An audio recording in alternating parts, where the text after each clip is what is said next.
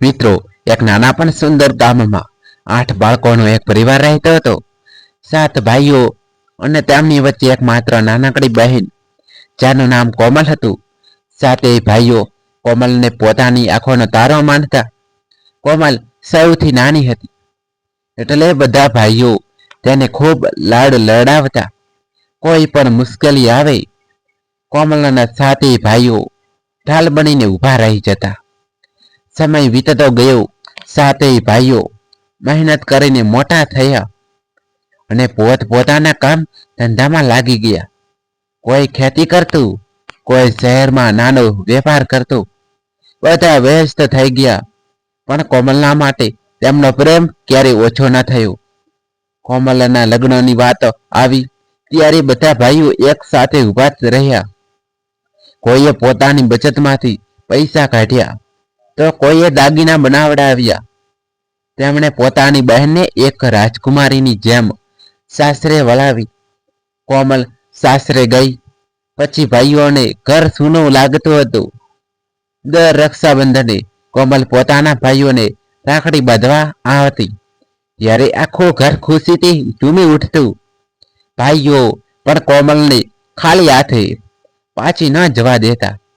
પણ જીવનમાં સુખની સાથે દુઃખ પણ આવે છે. એકવાર કોમલના સાસરામાં ખૂબ મોટી મુશ્કેલી આવી પડી. કોમલના પતિનો ધંધો પડી ભાગ્યો અને તેમનો આર્થિક સંકટ ઘેરી વળ્યું. કોમલ ખૂબ દુઃખી થઈ ને તેને પોતાના ભાઈઓ યાદ આવ્યા. તેણે સંકોચ સાથે પોતાના સૌથી મોટા ભાઈને ફોન કર્યો અને રડતા રડતા પોતાની મુશ્કેલી જણાવી. બીજા જ દિવસે 7 ભાઈઓ પોતાની બધી બચત લઈને કોમલના ઘરે પહોંચી ગયા. કોઈએ બેંકમાંથી લોન લીધી હતી, તો કોઈએ પોતાની જમીન ગીરવે મૂકી હતી. બધાએ એક સાથે કહ્યું, કોમલ, તું ચિંતા ન કર, તારા 7 ભાઈઓ જીવતા છે ત્યાં સુધી તારા પર કોઈ મુશ્કેલી નહીં આવે. તારું ઘર અમારું ઘર છે. ભાઈઓના આ પ્રેમ અને સમર્થનની કોમલની આંખોમાં આંસુ આવી ગયા. 7 ભાઈઓએ મળીને કોમલના પતિનો ધંધો ફરીથી ઊભો કરી આપ્યો. આજે પણ એ ગામમાં લોકો આ 7 ભાઈઓ ને તેમની એકમાત્ર બહેનની વાત કરે છે. તેઓ કહે છે કે ભાઈ બહેનનો પ્રેમ એવો હોવો જોઈએ જે જીવનની કોઈ પણ આફત સામે ઢાલ બની શકે. સાચા ભાઈ બહેન એ જ છે જે સુખમાં સાથે હસે અને દુઃખમાં એકબીજાનો આધાર બને. કોમલના ભાઈઓએ તેને મુશ્કેલીમાંથી તો ઉગારી દીધી, પણ કુદરતને કંઈક બીજું જ મંજૂર હતું.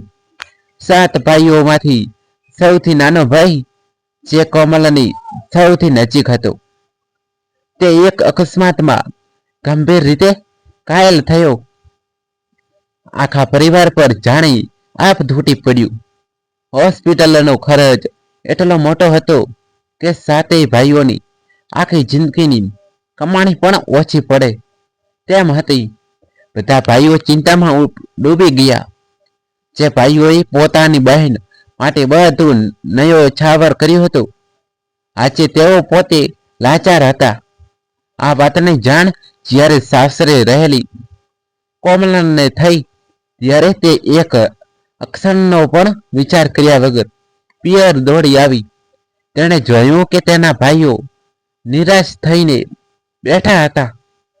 કોમલે હિંમત હાર્યા વગર પોતાના ગળામાંથી સોનાનો હાર ને હાથની બંગડીઓ ઉતારીને મોટા ભાઈના હાથમાં મૂકી દીધા.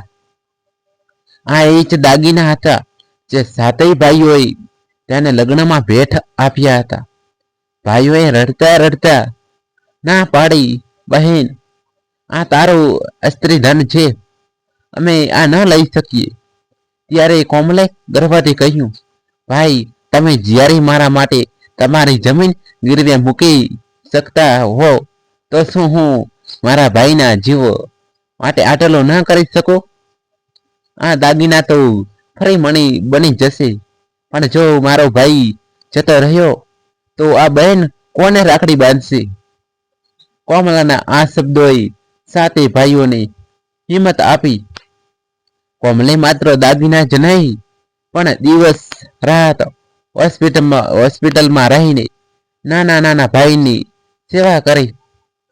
તેની પ્રાર્થના અને ભાઈઓના પ્રેમ ચમત્કાર કર્યો ને નાનો ભાઈ મોતના મુખમાંથી પાછો આવ્યો. જ્યારે નાનો ભાઈ સાજો થઈને ઘરે આવ્યો ત્યારે તેણે કોમલના પગ પકડ્યા, પણ કોમલે તેને ગળે લગાડી દીધો. આજે ફરી સાતે ભાઈઓ અને એક બહેનનું આંગણું ખુશીઓથી ભરાઈ ગયું.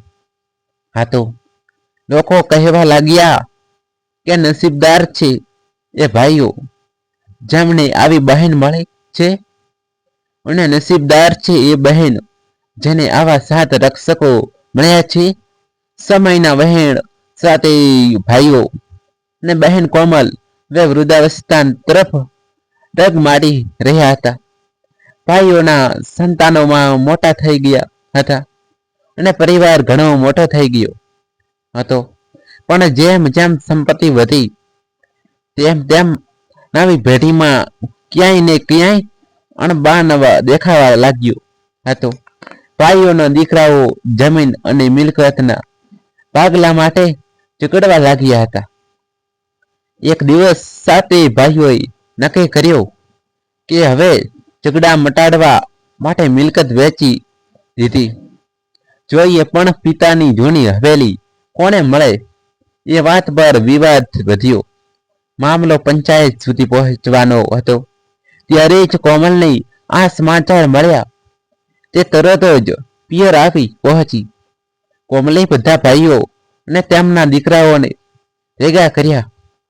તેણે જૂની તિજોરીમાંથી એક નાનકડી પોટલી કાઢી. એ પોટલીમાં 7 જૂની રાખડીઓ અને એક લોહીથી ખરડાયેલો રૂમાલ હતો. કોમલે કહ્યું, આ જુઓ, આ એ રાખડીઓ છે જે મેં મારા ભાઈઓને એ સમયે બાંધી હતી જ્યારે આપણી પાસે ખાવાના પણ પૈસા નહોતા.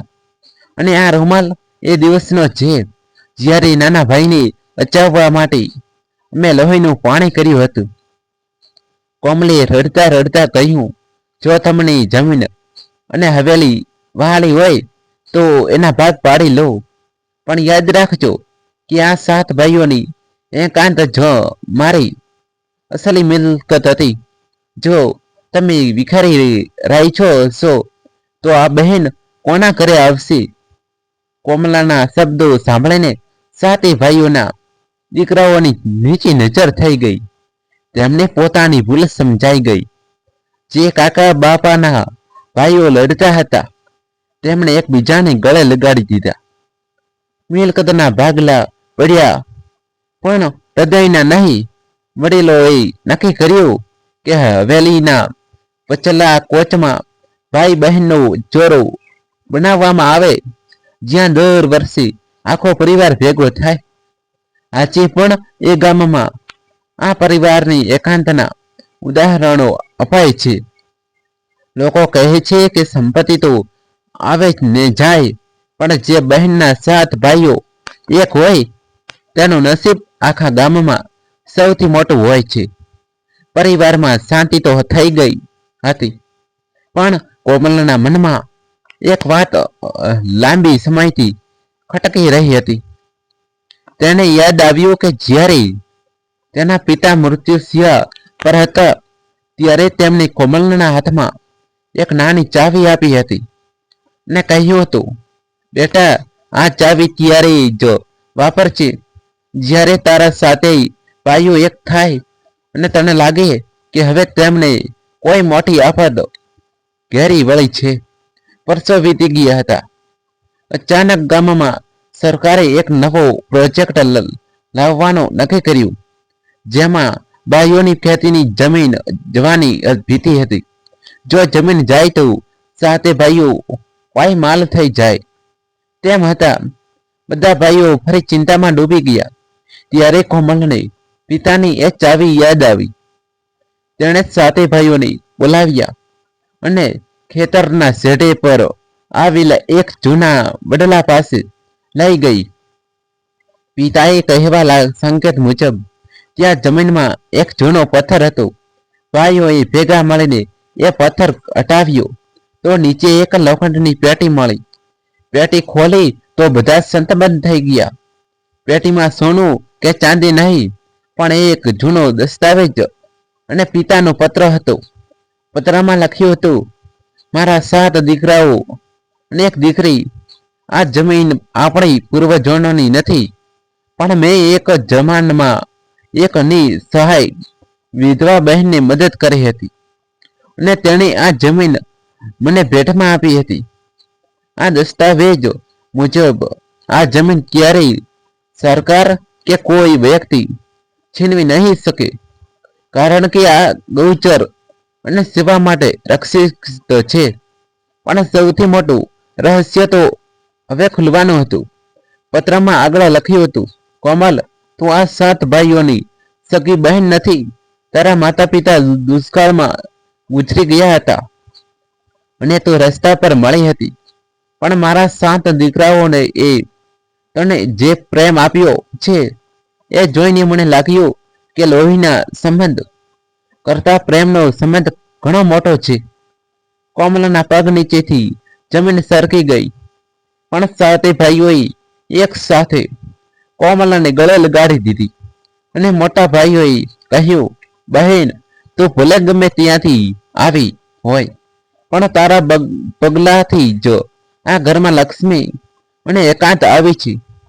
અમારા માટે તું જ અમારી સગી બહેન છે. અને રહીશ આ સમાચાર વાયુ વેગે ગામમાં ફેલાઈ ગયા. લોકો કહેવા લાગ્યા કે જ્યાં 7 ભાઈઓનો નિસ્વાર્થ પ્રેમ હોય ત્યાં ભગવાન પણ રક્ષા કરવા આવે છે.